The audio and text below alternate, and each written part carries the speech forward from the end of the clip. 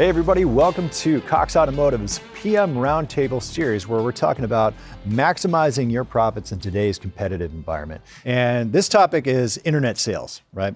And for the last couple of years, you didn't really need to worry about them.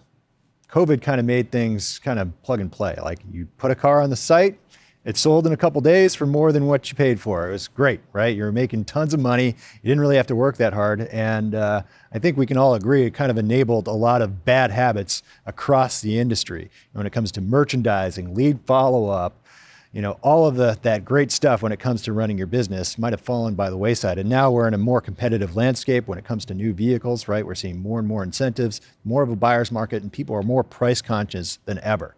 So let's talk about how we can really kind of take the bull by the horns, get back to the old way of doing things and doing things the right way, and being real salesmen in this space. So Ted, why don't you kick it off and talk about that initial baseline thing when it comes to merchandising your inventory? Yeah, so really, just like you just said, it starts with process. And what's the process for the trade appraisal? And making sure that we have a uniform process in the store and it's cohesive with the managers, the sales personnel.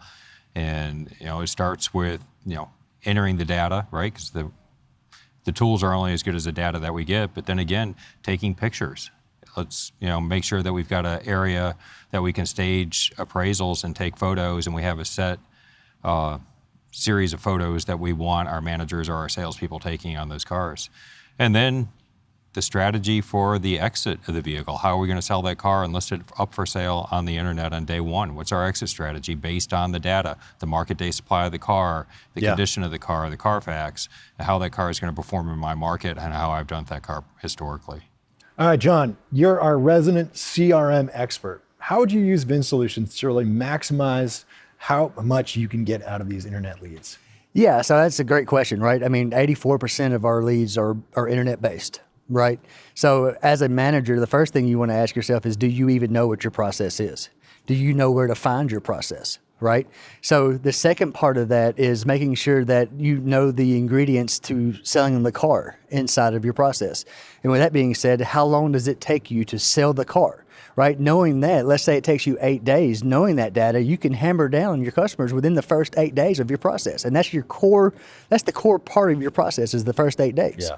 Right? And then and then the last and final topic that I want to bring up is what are we saying to our customers, right?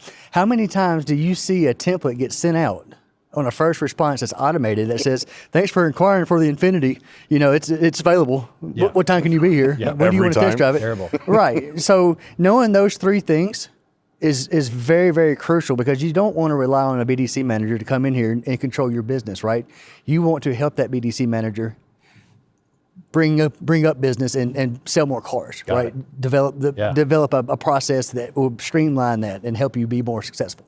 It's striking me when you're saying those things, and it's really important that we have a very clear and precise process.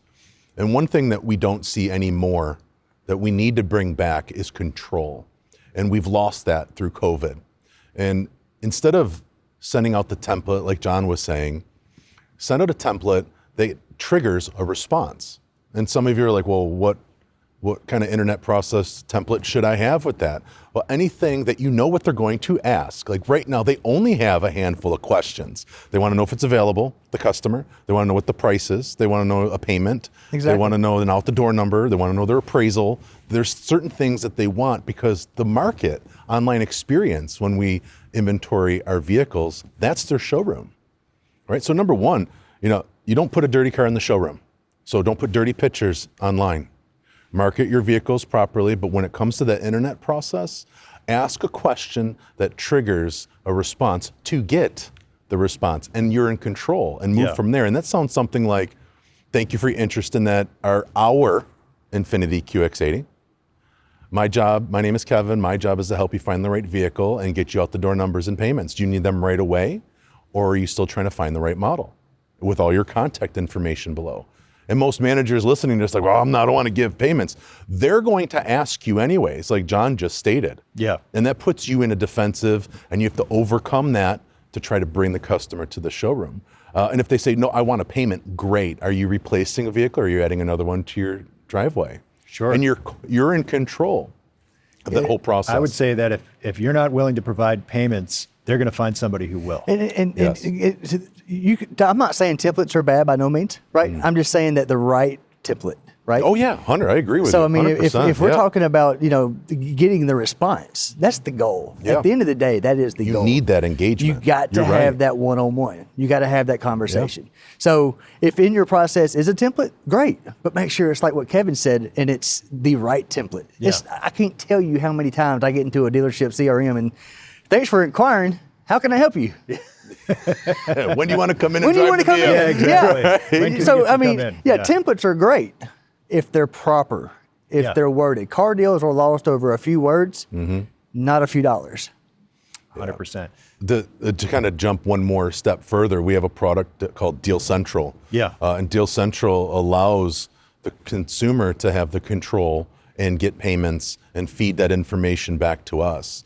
So a good real internet process, if you do have that Deal Central tool, is to create that template with a link that's clickable. Yeah. And when the customer clicks the link and they start shopping for the vehicle, changing vehicles, changing money down and payments and appraise their vehicles, that feedback comes back to you and you're very transparent on how the customer's shopping experience is pointing in. What Yeah, And they direction. don't even have to be in the store. Yeah, they don't even have to be They in can the be on store. their couch. And what's great too is it's got that temperature gauge that'll tell Yeah. you, is this person, not shopping, casually browsing, actively shopping, Yeah. or ready to buy? So you can filter out, how you want to respond to those different leads based on that propensity to buy.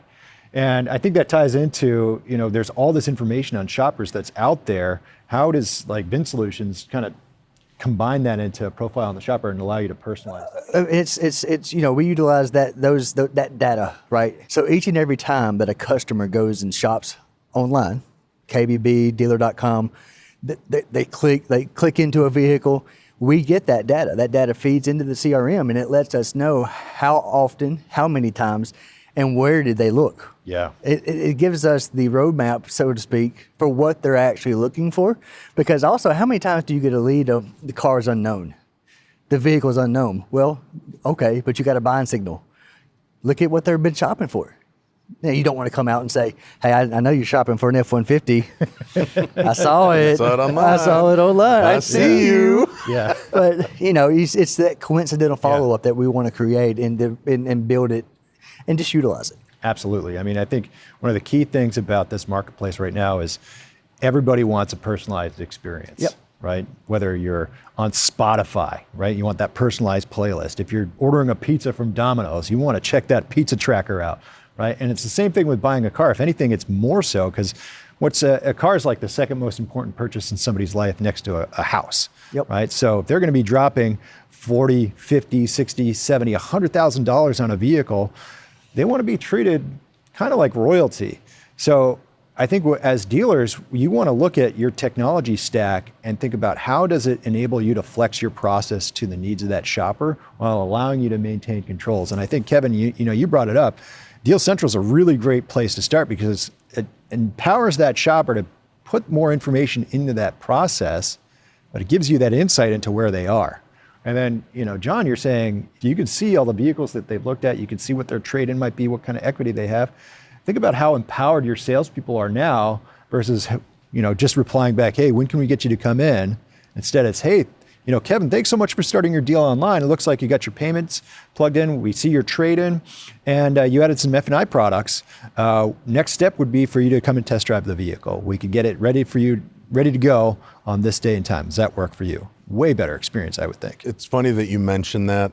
One of the things to internet leads that we're starting to see a trend of that scare some managers, but it shouldn't, is the fact that we're seeing less internet leads come through with this product. And that's a great thing. How many times do we get an internet lead and we reach out to them and they never respond to us? Yep. Right? Majority of the time. And we're seeing less leads coming in. However, we're seeing higher appointments set and we're seeing higher show and we're seeing higher closing ratios utilizing it. And you're weeding out the people that look at it and go, well, I wanted to be at $250 a month and this is $795 a month, right? So, I mean, you're weeding out those things because they'll ask us, what's your payment? And we'll say, well, when can you come in? And most of the time they'll ghost us after that. And Or that's what's your just very credit? What's your credit look like? And Silly stuff. These tools are very vast and they're constantly expanding. And it's very difficult for a lot of managers to utilize vAuto, Xtime, VIN Solutions, Deal Central, AI, AMP, all these tools all in once. It becomes a full-time job. And that's where it becomes very important for that manager to work on their business extremely well and set time aside for growth of their business. Absolutely. And not so much just trying to sell the car. You want the customer in the showroom. That's your number one priority. The sale will come after that. So how can a performance manager help a dealership do that? I think that falls into the three major categories personally. The first category is data collection, making sure that everybody is opted in and we have all the information, email, vehicle, etc. Number two would be monitoring the appointment performance. And as any manager listening to this, if your appointment performance is subpar, so out of all the leads, I made contact with 63% is the national average of contacted internet leads. Out of the 63 that I physically made contact with, 37% is the national average for appointments set. If you're not at 37% of contacted, you have a conversation problem. The third thing is beebacks, is making sure that you have a very solid process for beebacks and getting customers back to the showroom.